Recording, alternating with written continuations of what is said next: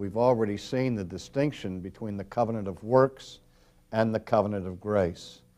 And we have already said that every covenant that God makes with people after the fall is a covenant that would be incorporated under the general heading, the covenant of grace. Because for God to even provide a way of salvation after the original covenant is violated gives testimony to the marvelous grace of His very being. So the first covenant that we meet after the fall of Adam and Eve is called the Noahic covenant. That is, it's the covenant that God made with Noah. And there are some, I think, very important dimensions to the Noahic covenant. And for us to grasp them, we have to try to fill in the blanks between the time of the fall of Adam and Eve and the appearance of Noah on the historical scene. Immediately after the fall of Adam and Eve, we see, first of all, what I call the radical expansion of evil. And this is manifested initially in the unspeakable horror of fratricide that is recorded for us in the Bible when Cain, out of jealousy, murders his brother Abel, and how the ground was filled with the blood of Abel, and that blood, as it were, cried out for vengeance before God. And so we read of God's curse upon Cain. But there's still a third son of Adam and Eve, whose name is Seth. And so we get, following the murder of Abel by Cain and the birth of Seth, an extended genealogy both of Seth and of Cain. And then we read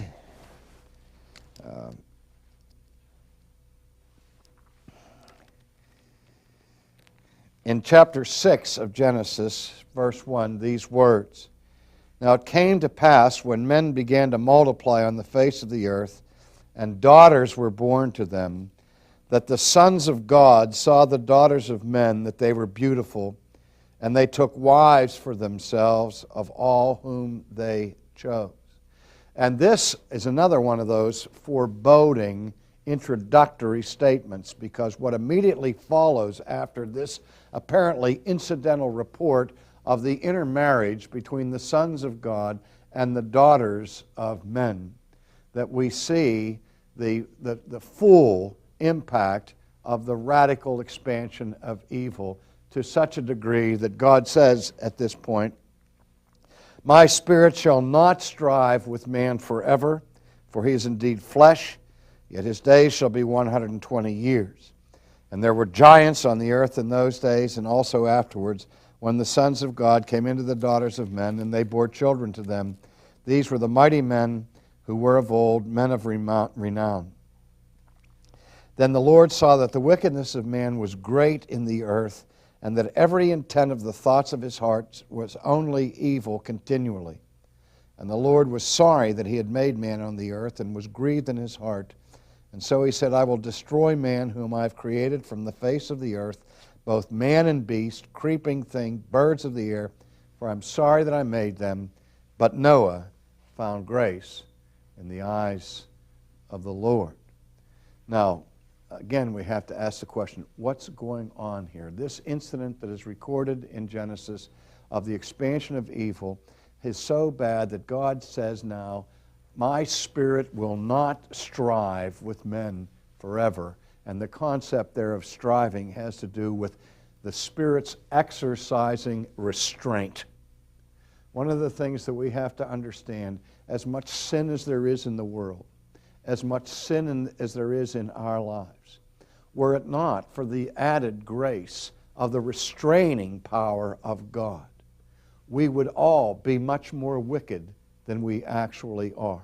We distinguish in Reformed theology between total depravity and utter depravity. We say that fallen man is totally depraved insofar as depravity penetrates the whole of our humanity, our minds, our wills, our hearts, our bodies. But that doesn't mean we're as bad as we possibly can be. And the reason why we're not as bad as we possibly can be is because restraints have been put upon us by God. One of the interesting exercises I'll often do with seminary students is ask them to list the people that they believe were the most wicked people that ever lived. And inevitably, the names that will come out will be names like Nero and Hitler and Stalin and people of that ilk. And I say, you notice that these people all have something in common.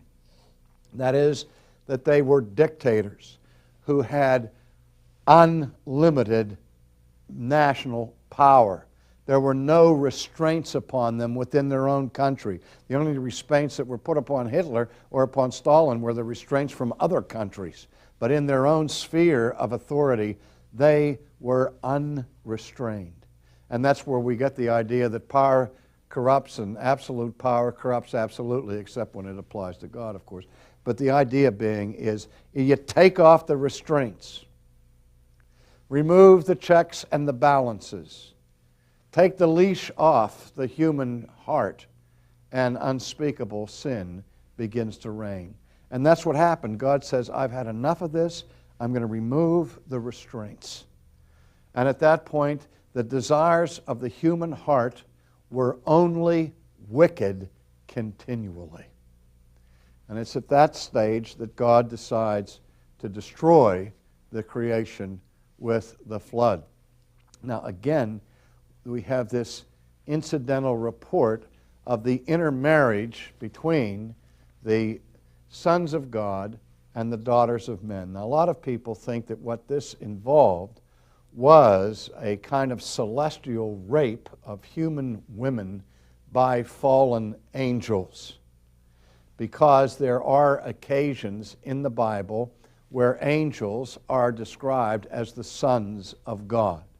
And so the idea is that the angels come down and intermarry with women and produce this bizarre race of radically evil people. I think, frankly, that completely is out of place in biblical literature. I don't think that's what the Bible means at all. I think the clue to understand what's going on here is the amount of time that is given in the early chapters of Genesis to give us the genealogies of Cain and the genealogies of Seth. You see these two lines coming down from Adam and Eve, the line of Cain and the line of Seth. And if you look at these genealogies carefully, you will see that the line of Cain is the beginning of one criminal after another.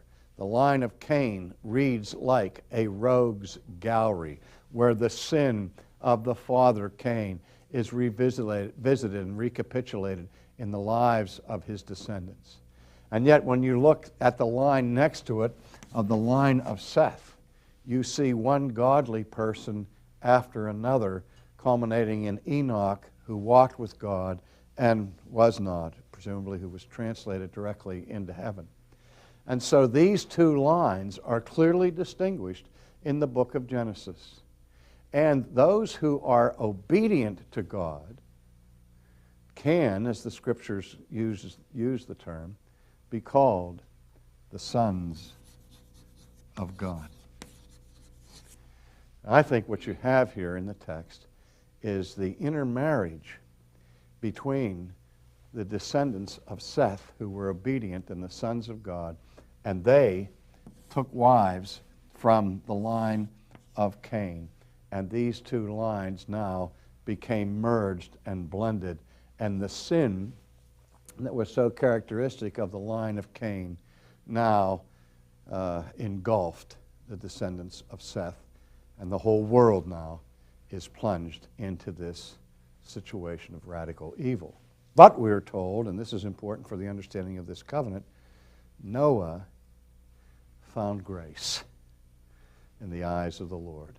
And it is the grace of God then that defines God's relationship with Noah. And we read in verse 9, this is of chapter 6, this is the genealogy of Noah. Noah was a just man, perfect in his generations. Now we have to be careful. That doesn't mean that he was without sin. The word perfect means complete. That as people went on this planet, Noah was in a class by himself and stood out from the rest of the ruined humanity.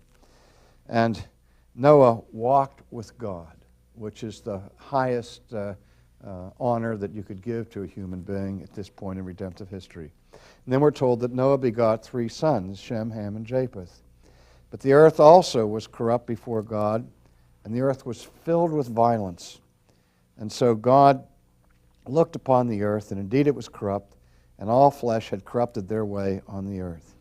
And so it's at this point that God announces to his servant Noah that the end of all things has come before me, for the earth is filled with violence, and I'm going to destroy them with the earth. And he gives the instructions for the building of the ark and those whom God commands him to bring upon the ark.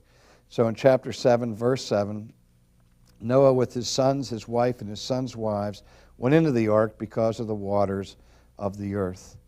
And the day that they entered, the Lord shut them in, and the waters came upon the earth for 40 days. And we all know the story of the ark and then the deliverance of Noah and his family from the ark. And then in chapter 8, verse 20, after the flood waters have receded and Noah and his family have survived the deluge, God makes his covenant with Noah, beginning in chapter 8, verse 20.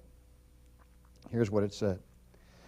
Then Noah built an altar to the Lord, took every clean animal, every clean bird, and offered burnt offerings on the altar.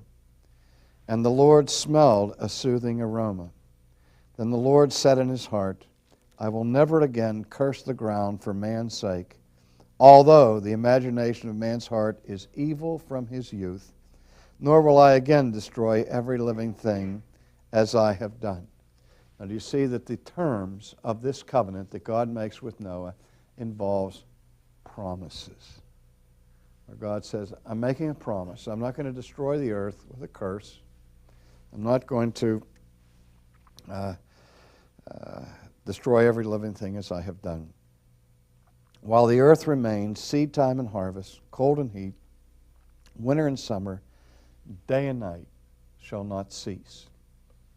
That is, the pattern, the rhythm, the cycle of nature will continue until the world is redeemed. Now this is important because in the concept of redemption in Scripture, in the covenant of grace, according to the New Testament, what we learned, for example, from Paul in his letter to the Romans, that the beneficiaries of God's covenant of grace are not only human beings, but the plant kingdom, the animal kingdom, the whole earth, because the whole of the earth is plunged into the curse because of the fall of the ones whom God has set as his vicegerents over the earth. He gave dominion over the earth, over the animals, over the fish, over the ground, and all that to Adam and Eve. When they fell, the curse that beset man also fell upon the whole earth.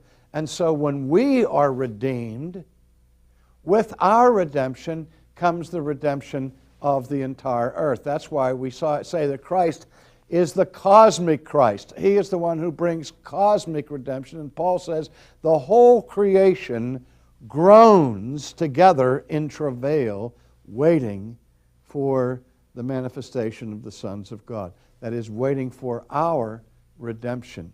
Now, so we see in the promise to Noah, the promise of the ongoing cycle of nature until the final restoration of all things. And so God blessed Noah and his sons and said to them, be fruitful and multiply and fill the earth.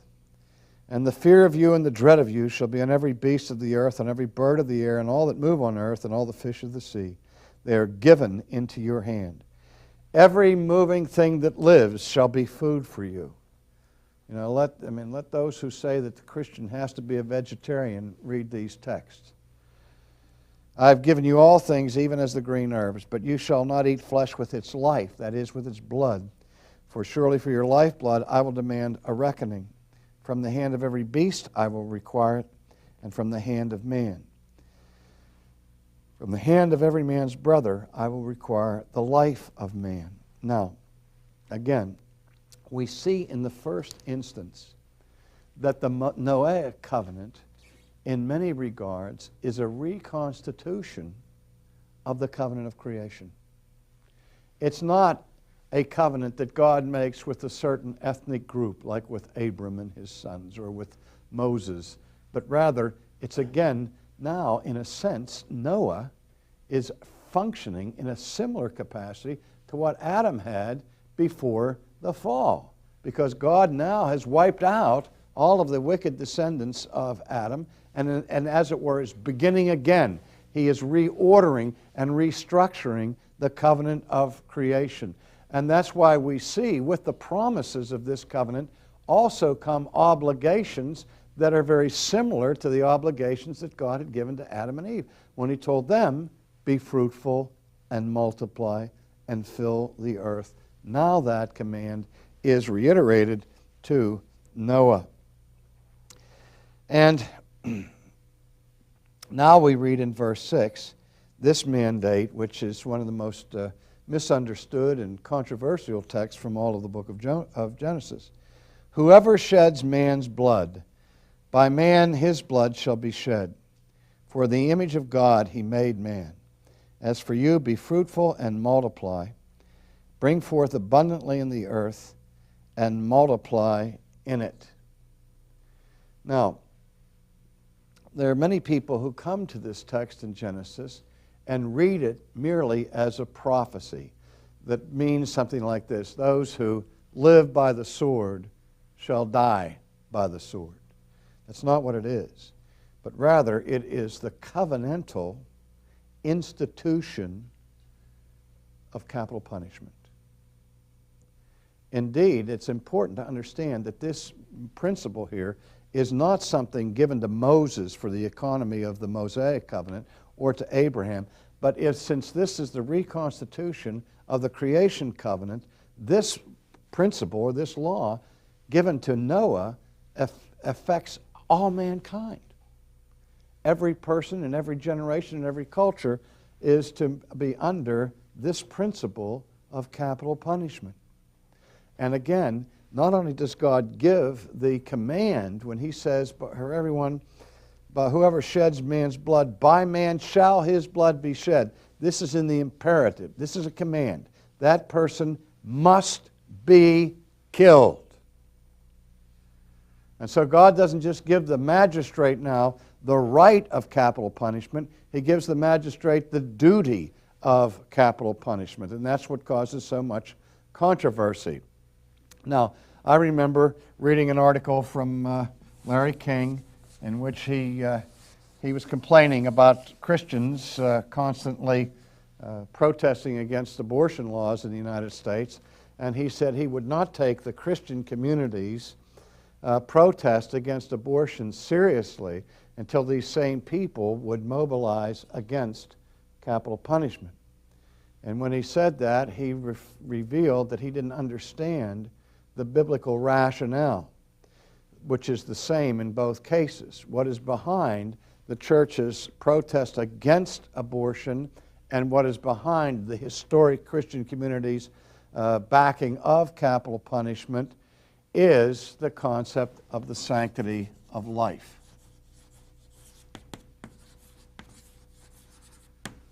And people who oppose capital punishment oppose it appealing to the same principle. The principle is that every human life is sacred, and if a person chooses to murder another human being, we're just adding to the desacralization of life by executing the murderer. Then the point is that everybody's life is sacred, even the murderer. And so we have to do something besides retaliate with revenge or so on.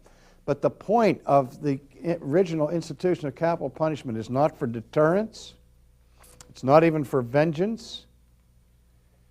It's to maintain God's directive that every human life is sacred. Now notice what he says. Whoever sheds man's blood, by man his blood shall be shed. For in the image of God he made man. The rationale that God gives for requiring the death of the murderer is that in a very real sense, the person who raises his hand to slay a human being is making an assault not just on a fellow human, but is making an assault against God.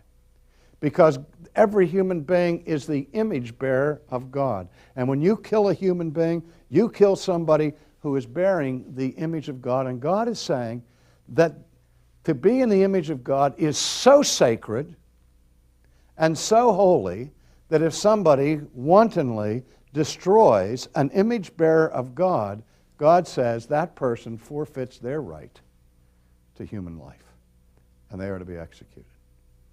So the punishment for murder God establishes not just in the Mosaic economy, but in the Noahic economy is the death penalty. All right. Now, then God spoke to Noah and his sons, saying, As for me, behold, I establish my covenant with you and your descendants after you, with every living creature that is with you, the birds, the cattle, the beasts of the earth, of all of you that go out of the ark, every beast of the earth. Thus I establish my covenant with you. Never again shall all flesh be cut off by the waters of the flood. Never again shall there be a flood to destroy the earth.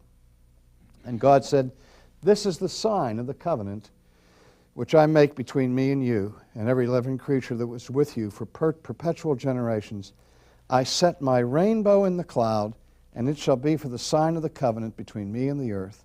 It shall be when I bring a cloud over the earth, that the rainbow shall be seen in the cloud. And I will remember my covenant which is between me and you and every living creature.